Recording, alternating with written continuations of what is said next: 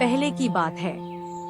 माधवपुर नामक गांव में एक गरीब किसान अपनी बूढ़ी अम्मा के साथ रहा करता था। उसके पास एक छोटी सी जमीन थी जो कि बंजर हो चुकी थी। फिर भी वह दिन रात उस पर मेहनत करता था। मोहन बहुत ही मेहनती और ईमानदार था। वह एक आत्मविश्वास से भरा हुआ व्यक्ति था जिसे न हालातों से डर लगता था न ही लोगों की बातों से। हर दिन सूरज उगने से पहले ही वह उसी आत्मविश्वास के साथ उठता और अपने खेत की ओर बढ़ता जहां सिर्फ बंजर जमीन थी, लेकिन उसके सपनों की हरियाली छिपी हुई थी। उसे यकीन था कि एक दिन उसकी मिट्टी उसे जरूर जवाब देगी, सोने जैसी फसल बनकर। ओ बेटा मोहन, तेरे लिए मैंने जमींदार से बात कर ली है। वो तुझे अपने पास काम पर रख लेंगे। तू भी जाकर उनसे एक बार बात कर ले बेटा। अब हमारे बस की बात नहीं रही। कम से कम वहां रहकर तू अपना गुजारा तो कर पाएगा। मुझे तेरा बहुत ख्याल है मोहन, इसलिए यह कदम उठाया। जाकर बात कर ले, सब ठीक हो जाएगा।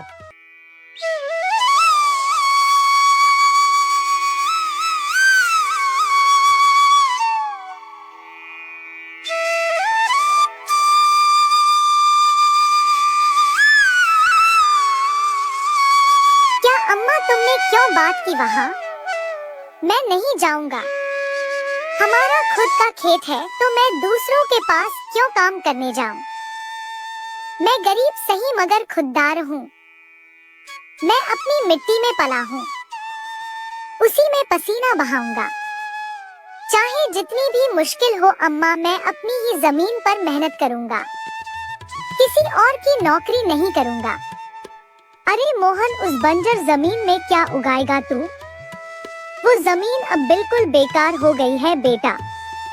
ना उसमें नमी बची है ना जान। तू अपनी जिंदगी यूं ही जाया कर देगा। उस जमीन को संवारते संवारते मैं जानती हूँ तेरा हौसला बड़ा है, पर बेटा हौसले से पेट नहीं भरता। तू मेरी बात मान ले। वो जमींदार कम से कम तुझे रोज की रोटी तो देगा। अपनी जिद छोड़ दे बेटा। तू थक जाएगा पर वो जमीन कुछ नहीं देगी तुझे।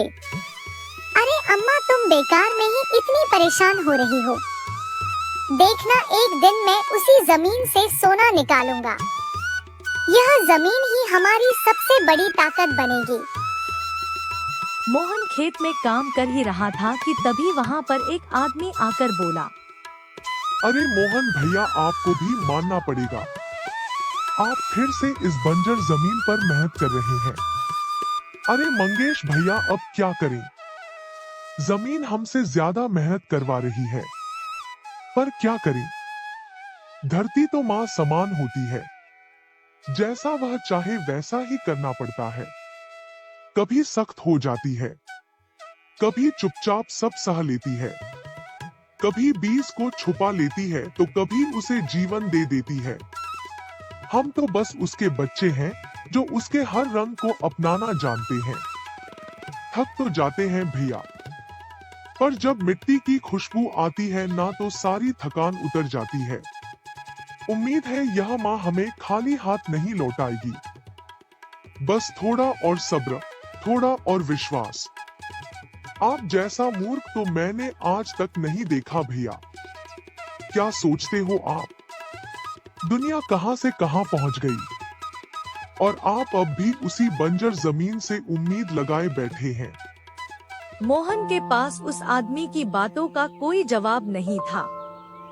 वह वहां से अपने घर चला जाता है।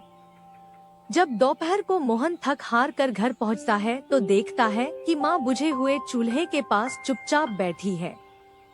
क्या हुआ अम्मा? तुम ऐसे क्यों बैठी हो? खाना क्यों नहीं बनाया? क्या बात है? बेटा, चूल्हा जलाने के लिए लकड़ियाँ नहीं है, इसीलिए चूल्हा कैसे जलेगा? बस इतनी सी बात है अम्मा। मैं अभी जाकर ले आता हूँ लकड़ियाँ।